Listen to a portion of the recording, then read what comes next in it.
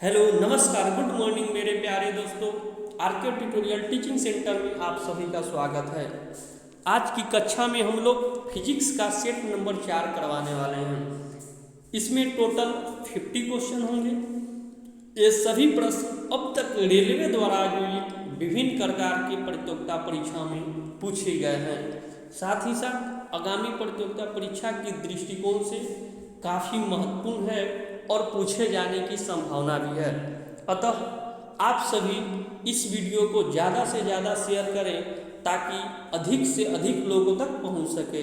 साथ ही साथ इस चैनल को लाइक और सब्सक्राइब जरूर करें। तो आइए आज की कक्षा को प्रारंभ करते हैं। तो चलिए आज का ये रहा मोटिवेशनल कोट्स। सिंह बनो सिंहासन की चिंता मत करो, आप जहां बैठोगे वहीं सिंहासन हो जाएगा। तो चलिए अब क्वेश्चन की ओर चलते हैं। ये रहा आज का पहला क्वेश्चन। पहला क्वेश्चन मतलब 151। इसके पहले हम लोग 3 सेट करवा चुके हैं जिसमें कि प्रत्येक सेट में 50 क्वेश्चन है। तो आज सेट नंबर 4 है। तो हम 151 नंबर क्वेश्चन से चल रहे हैं। एक पुली 100 मीटर की दूरी तक 500 न्यूटन का भार उठाता है, उसके द्वारा किया गया कार्य क्या है? 50 न्यूटन, 1/5 न्यूटन, 0, 5 न्यूटन।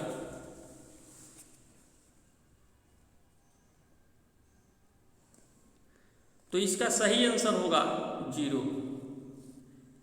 इसका सही आंसर होगा 0, क्योंकि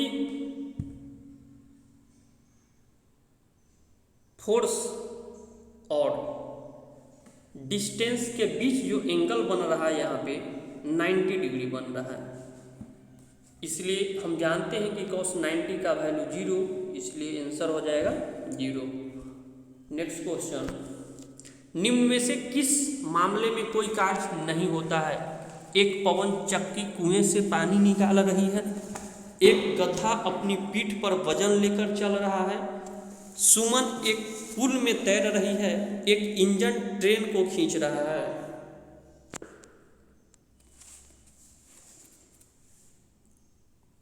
तो इसका सही आंसर होगा ऑप्शन नंबर बी, एक गधा अपनी पीठ पर वजन लेकर चल रहा है। क्योंकि जब गधा अपनी पीठ पे वजन लेकर चलेगा तो गधा के पीठ पे और जो डिस्टेंस के बीच का जो एंगल बनेगा वह 90 डिग्री हो जाएगा। और हम जानते हैं W बराबर एफ एस कॉस थीटा। तो फोर्स और स्पीड, फोर्स और डिस्टेंस के बीच का कोण 90 डिग्री और cos 90 का वैल्यू 0, इसलिए आंसर हो जाएगा 0। नेक्स्ट क्वेश्चन, कार्य करने की क्षमता को क्या कहते हैं? ऊर्जा, वेग, बल, गति। तो कार्य करने की क्षमता को हम लोग ऊर्जा कहते हैं। तो इसका सही आंसर होगा option number A. Next question, यदि किया गया कार्य शून्य हो तो बल और विस्थापन के बीच का कोण क्या होगा? 0 डिग्री, 90 डिग्री, 45 डिग्री, 30 डिग्री। तो इसका सही आंसर होगा 90 डिग्री, क्योंकि cos 90 का वैल्यू 0। 20 न्यूटन का बल किसी वस्तु पर कार्य कर रहा है, वस्तु बल की दिशा में 4 न्यूटन के माध्यम से विस्थापित है, तो किया गया कार्य क्या होगा? 80 वाट, 80 pascal, 80 Newton, 80 joule.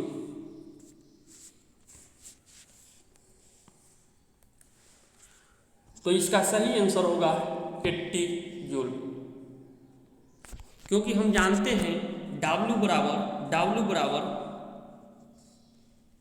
F S, W बराबर एफ एस कॉस थीटा। यहाँ पे थीटा जो है वह 0 डिग्री होगा। तो F का वैल्यू कितना दिया हुआ है 20 और S का वैल्यू दिया है 4, यानी 80 जूल। नेक्स्ट क्वेश्चन, एक मजदूर भूमि से 15 केजी का सामान लेता है और उसे भूमि से 1.0 मीटर ऊपर अपने सिर पे उठाता है, उसके द्वारा सामान पर किया गया काम की गणना करें। 155 जूल, 150 जूल, 140 जूल, 100 न्यूटन।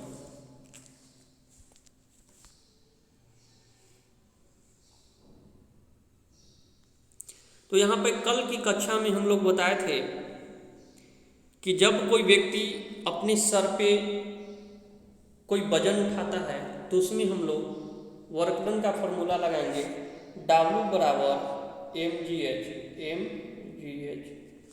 यहाँ पे मास जो दिया हुआ है, मास दिया हुआ है 15 kg, 15 लिखेंगे, जी का मान 10 दिया हुआ है और हाइट दिया हुआ है 1 मीटर। इस प्रकार जैसे ही गुना करेंगे तो आपका आंसर हो जाएगा 150 जूल। आंसर हो जाएगा 150 joule. B number. Next question, कार्य होता है यदि डैश है बल, ऊर्जा, घर्षण, शक्ति।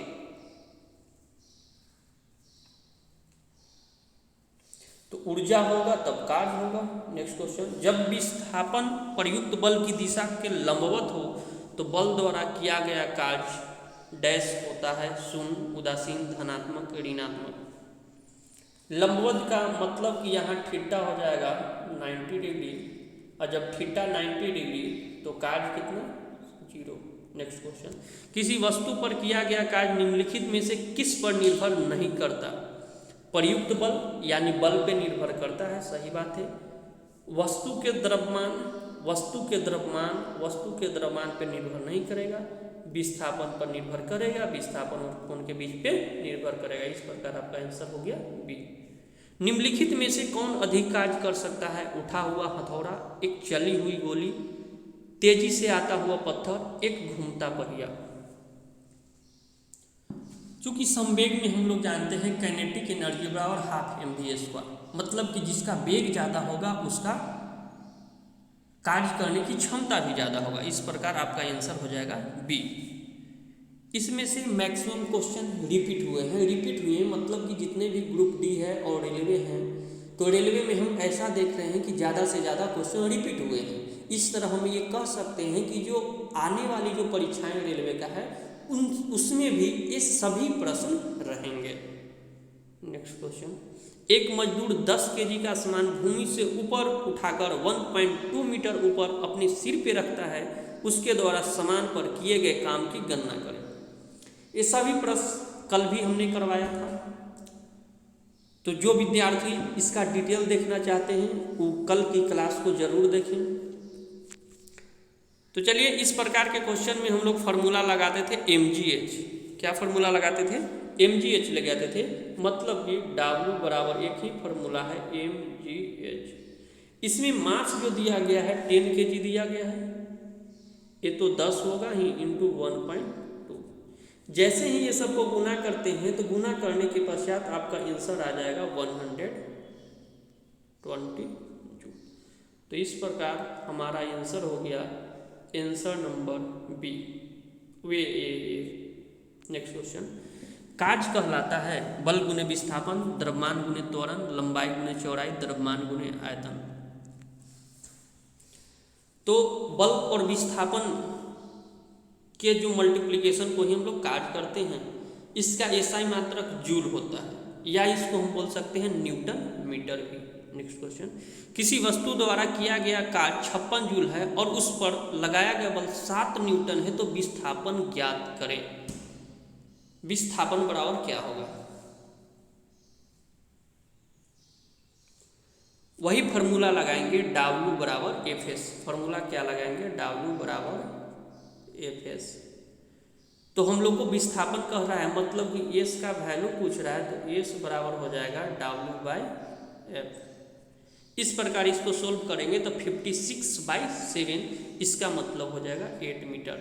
नेक्स्ट क्वेश्चन, 10 न्यूटन का बल किसी वस्तु पे कार्य कर रहा है, वस्तु बल की दिशा में 5 मीटर विस्थापित होती है, तो किया गया कार्य क्या होगा।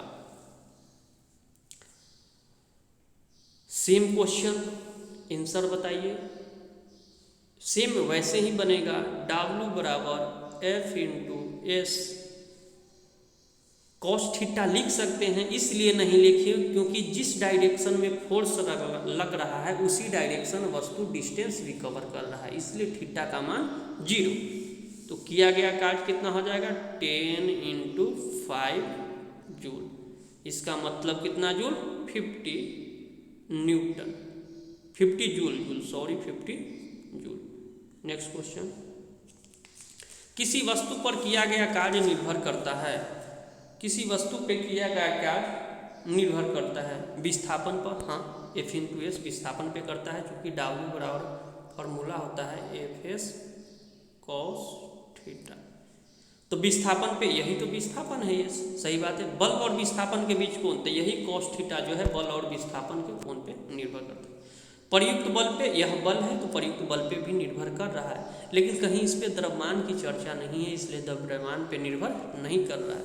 इस प्रकार हमारा आंसर हो जाएगा A, B और C। यदि बल F0 हो, इसलिए किया गया कार्य क्या होगा?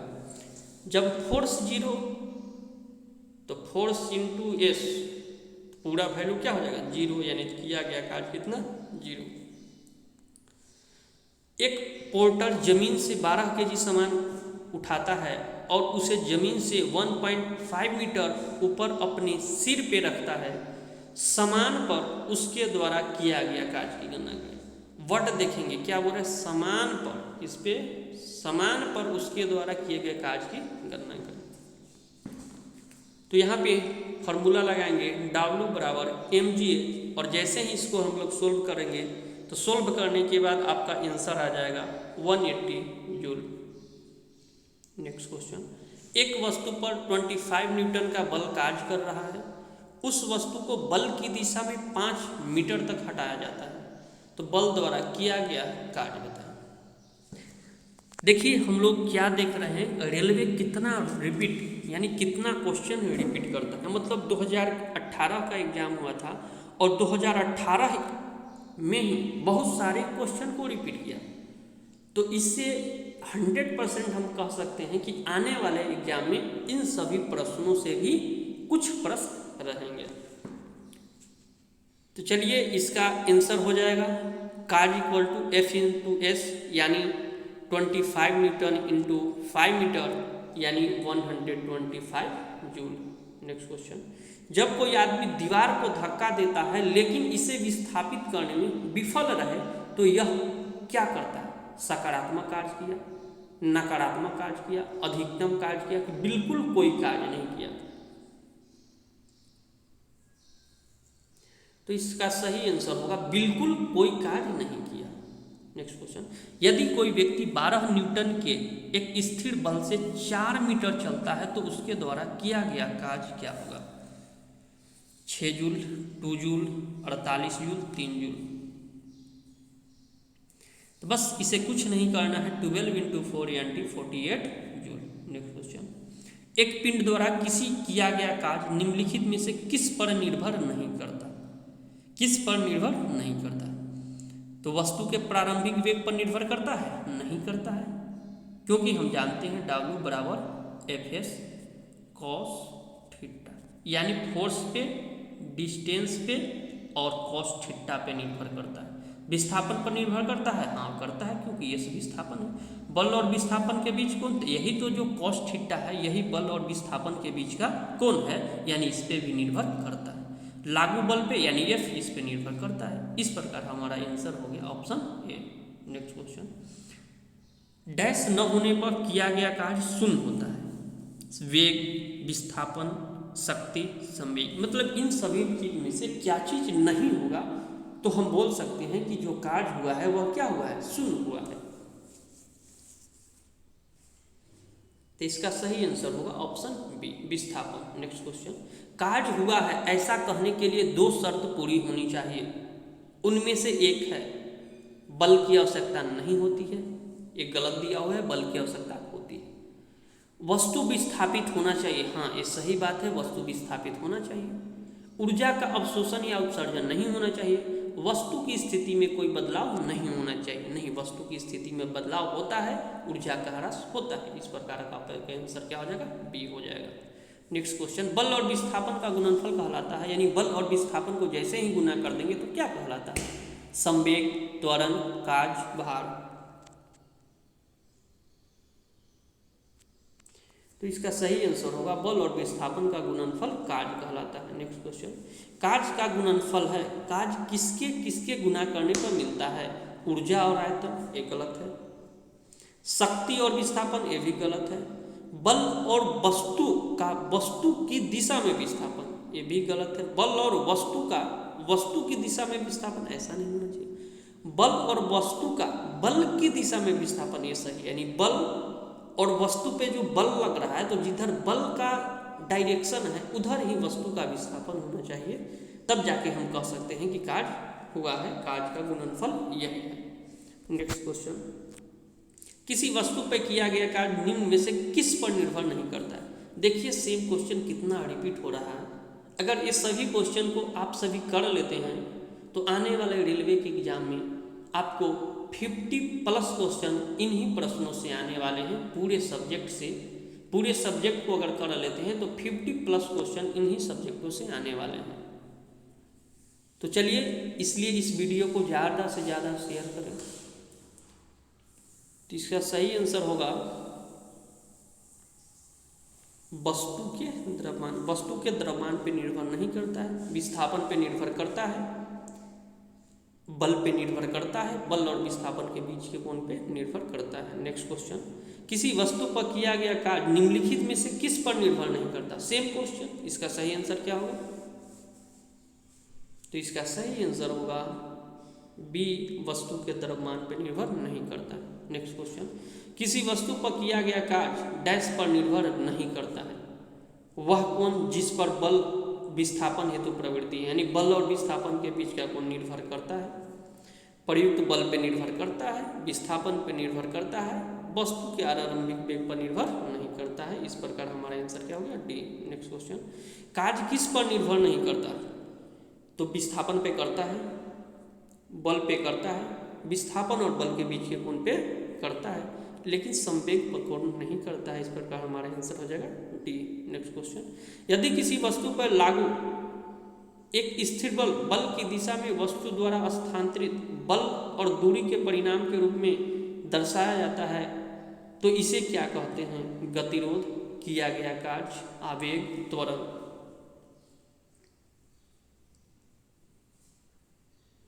इसे हम लोग किया गया कार्य कहते हैं। नेक्स्ट क्वेश्चन, किसी पिंड पर कार्य तभी किया जाता है, यानी कोई पिंड है उस पर कार्य हम तभी कर सकते हैं जब यह एक यांत्रिक प्रभाव के माध्यम से ऊर्जा वृद्धि का अनुभव करता है,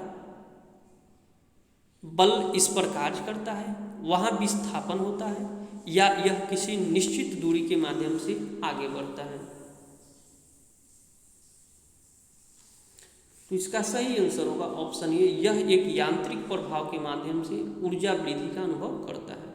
नेक्स्ट क्वेश्चन, लागू किए गए बल और विस्थापन की दिशा के बीच का कोण 90 डिग्री हो तो किया गया कार्य क्या होगा? उदासीन होगा, ऋणात्मक होगा, धनात्मक होगा कि शून्य होगा?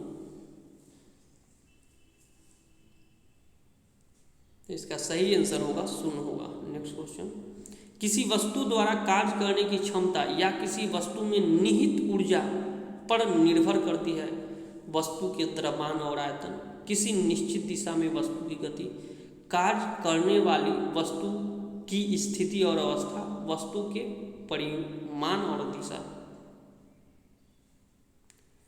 तो इसका सही आंसर होगा कार्य करने वाली वस्तु की स्थिति और अवस्था। नेक्स्ट क्वेश्चन, एक मजदूर भूमि से 10 किलोग्राम का सामान ऊपर लेता है और भूमि से 1.1 मीटर ऊपर अपने सिर पे रखता है, उसके द्वारा सामान पर किया गया कार्य की गणना करें। ये क्वेश्चन हम लोग पीछे भी किए हैं। चलिए आप लोग बनाइए, वीडियो को पॉज करके आप लोग बना सकते हैं। तो इसका सही आंसर होगा 110 जूल। नेक्स्ट क्वेश्चन, गति करती हुई एक कार विपरीत दिशा में आती हवा का सामना करती है, कार पर हवा द्वारा किया गया कार्य होगा। कार्य पर हवा द्वारा किया गया कार्य होगा, तो यह हो जाएगा ऋणात्मक। ऋणात्मक इसलिए हुआ क्योंकि यहाँ पे फोर्स और जो डिस्टेंस, गाड़ी डिस्टेंस कवर कर रहा है इधर से, लेकिन हवा जो चल रही है इधर से चल रही है, यानी ये एयर है और ये आपका कार है। अब बताइए दोनों का डायरेक्शन अपोजिट है, यानी थीटा का वैल्यू कितना हो जाएगा 180 डिग्री। और जब 180 डिग्री होता है और हम जानते हैं कि W बराबर एफ एस कॉस 180, और कॉस 180 की अगर हम बात करें तो कॉस 180 का नेगेटिव वैल्यू होता है -1 होता है, इस प्रकार -FS, यानी हम कह सकते हैं कि जो हम कार्य हुआ है वह कैसा हुआ है, ऋणात्मक हुआ। कार्य हुआ कैसा हुआ है, ऋणात्मक हुआ। नेक्स्ट क्वेश्चन, एक लड़की जिसका वजन 200 न्यूटन है एक 2 मीटर ऊंचे ब्रिज पर चढ़ती है। यदि g का मान 10 मीटर पर सेकेंड स्क्वायर हो तो ब्रिज पर चढ़ने के बाद लड़की द्वारा किया गया कार्य कितना होगा। तो बस जहां पे भी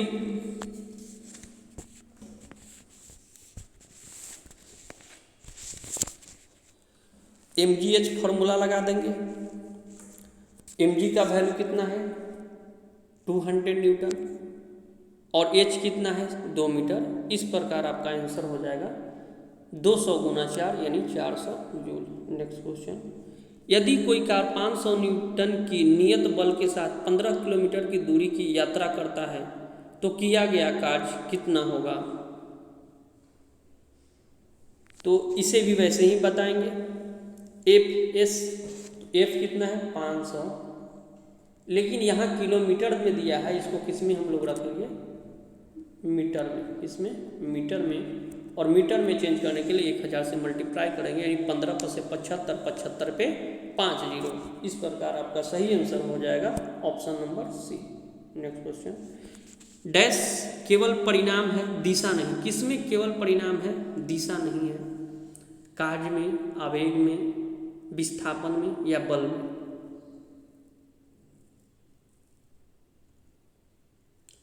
तो चूंकि हम जानते हैं कि कार्य, चाल, दूरी, द्रव्यमान ये सब कैसी राशि है, अदिश राशि है, जिसमें केवल क्या होता है मैग्नीट्यूड होता है, डायरेक्शन नहीं होता है, बल्कि आवेग, विस्थापन, बल ये सब क्या है वेक्टर क्वांटिटी है, क्योंकि इसमें मैग्नीट्यूड और डायरेक्शन दोनों होता है।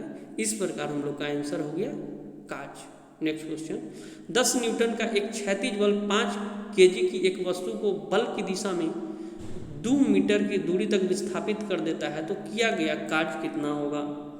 20 joule, 5 joule, 50 joule, 10 joule.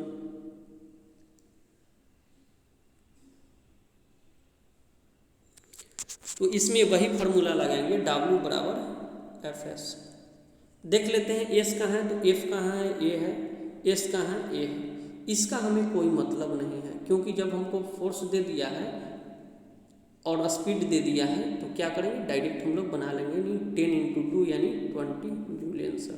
Next question, जब बल की दिशा में 10 मीटर की दूरी पर 10 न्यूटन बल के तहत एक वस्तु स्थानांतरित होती है तो कार्य की मात्रा क्या होगी। तो इसका ऑप्शन कहाँ गया, चलिए बताइए आप लोग, डायरेक्ट आंसर देते हैं। तो इसमें भी वही देख रहे हैं कि हम लोग का फोर्स दिया हुआ है 3 न्यूटन और जो विस्थापन है यानी जो डिस्टेंस है जिसको S से सूचित करते हैं 10 मीटर, और कार्य पूछ रहा है मतलब कि W पूछ रहा है तो W बराबर F गुना S, मतलब कि 10 × 10 इक्वल टू कितना होगा 100 joule, 100 joule. Next question, 50 Newton का एक बल एक वस्तु को 10 मीटर तक विस्थापित कर देता है, बल द्वारा किया गया कार्य क्या होगा। Same question repeated question. कार्य क्या होगा F × S यानी 50 × 10 यानी कितना हो जाएगा 500 जूल। नेक्स्ट क्वेश्चन, किसी वस्तु पर बल लगाने पर यदि वह गतिशील नहीं होती है तो इसे कहा जा सकता है अधिक शक्ति का प्रयोग हुआ है, कार्य हुआ है, कम शक्ति का प्रयोग हुआ है, कोई कार्य नहीं हुआ है। तो इसका सही आंसर होगा कोई कार्य नहीं हुआ, क्योंकि जब हम किसी वस्तु पे बल लगा रहे हैं लेकिन वस्तु में कोई परिवर्तन नहीं हो रहा है, इसका मतलब कि कोई कार्य नहीं हो रहा है, बिल्कुल कार्य क्या है, जीरो हो रहा है। नेक्स्ट क्वेश्चन, यदि वस्तु का विस्थापन शून्य हो तो बल द्वारा वस्तु पर किया गया कार्य होगा। वस्तु का विस्थापन शून्य हो गया तो बल हम फोर्स लगा दिया, फोर्स के द्वारा जो कार्य हुआ वह क्या होगा। तो जब विस्थापन ही शून्य हो तो कार्य क्या होगा, शून्य, क्योंकि किसी भी संख्या में हम जीरो से मल्टीप्लाई करते हैं तो उसका वैल्यू कितना हो जाता है, जीरो। नेक्स्ट क्वेश्चन, निम्न में से क्या कार्य का एक गुण नहीं है। कार्य की दिशा होती है, ये तो गलत बात है। कार्य की कोई दिशा नहीं होता है, ये तो गलत, बिल्कुल गलत बात है। कार्य किए जाने के लिए एक वस्तु पर बल लगाया जाना आवश्यक है। हाँ, कार्य करने के लिए एक वस्तु पर क्या करना होगा, बल लगाना होगा। कार्य का केवल परिणाम होता है, ये भी सही है। कार्य का केवल मैग्नीट्यूड होता है। कार्य के होने के लिए वस्तु का विस्थापन होना आवश्यक है, बिल्कुल सही बात है कि कार्य को होने के लिए वस्तु को विस्थापन होना जरूरी है, मतलब वस्तु को एक स्थान से दूसरे स्थान जाना जरूरी है। तो इस प्रकार आपका सही आंसर क्या होगा, कार्य की दिशा होती है, एक गलत लिखा हुआ है। और वही पूछ रहा है कि कौन एक गुण नहीं है, तो कार्य का एक गुण नहीं है। नेक्स्ट क्वेश्चन, एक बस 4000 न्यूटन के स्थिर बल से चलती है। बस द्वारा किया गया कार्य इतना है, तो बस द्वारा तय की गई दूरी कितना है। तय की गई दूरी यानी डिस्टेंस पूछ रहा है, यानी हम लोग को क्या दे दिया है, W दे दिया है, फोर्स दे दिया है, डिस्टेंस पूछ दिया है। तो S बराबर क्या होता है, W/F,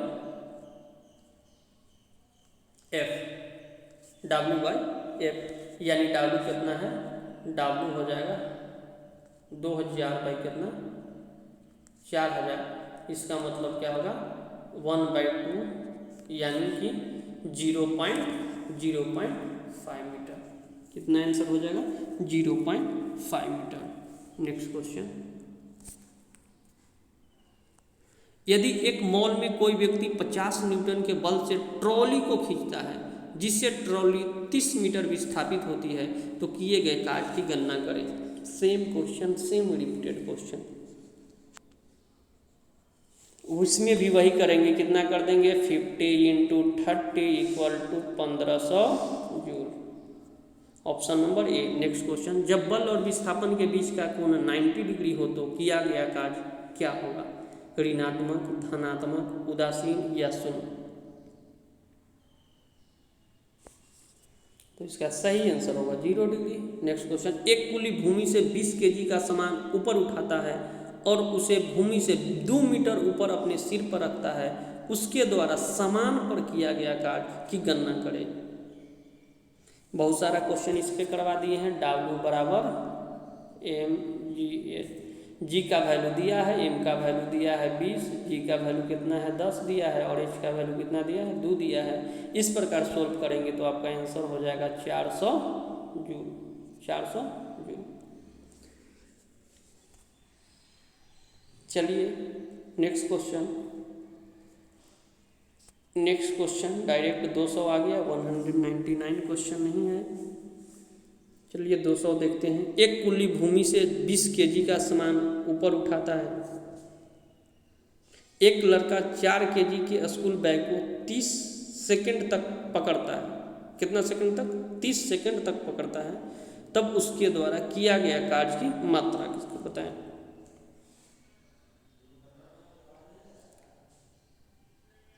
तीस सेकेंड तक बताओ। चूंकि हम जानते हैं W बराबर होता है F × S होता है, F × S होता है, और इसमें S तो नहीं दिया हुआ। S क्या है, 0, बस पकड़े रहता है, चलता फिरता नहीं है। इस प्रकार हम लोगों का आंसर कितना होगा, 0 हो गया।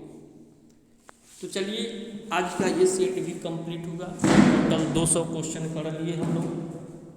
जैसे ही इस सेट का 500 क्वेश्चन कंप्लीट हो जाएगा, फिर से एक फास्ट रिवीजन क्लास होगा, जिसमें एक ही दिन में 1 से लेकर के 500 क्वेश्चन कराया जाएगा। इस प्रकार के क्वेश्चन का कराने का मकसद ये है कि आप लोग ये देखें कि रेलवे द्वारा आयोजित परिपक्वता परीक्षा में कितने क्वेश्चन रिपीट होते हैं। मैक्सिमम से मैक्सिमम क्वेश्चन रिपीट हुए हैं, और 1-2 बार नहीं, बहुत बार। इसलिए हम कह सकते हैं कि आने वाले जो प्रतियोगिता परीक्षा है, एग्जाम है रेलवे का, एनटीपीसी है, ग्रुप डी है, और एक बात और, ये सभी क्वेश्चन 2018 में ग्रुप डी एएलपी टेक्नीशियन के हुए हैं एग्जाम, उसमें रिपीट इतना किया है। मतलब एक ही साल के एग्जाम में, एक ही एग्जाम में बहुत सारे क्वेश्चन रिपीट किए हैं। तो अब तो 2-3 साल के बाद एग्जाम होने वाला है, तो इसमें तो और बहुत सारा क्वेश्चन रिपीट होगा। इसलिए हम आप सभी से अनुरोध करते हैं कि इस वीडियो को ज़्यादा से ज़्यादा लोगों तक शेयर कीजिए, देखिए, जिससे कि आप अपने लक्ष्य को पाने में कामयाब हों। तो चलिए, आज के वीडियो में इतना ही। फिर हम लोग नेक्स्ट क्लास में मिलेंगे। Thank you.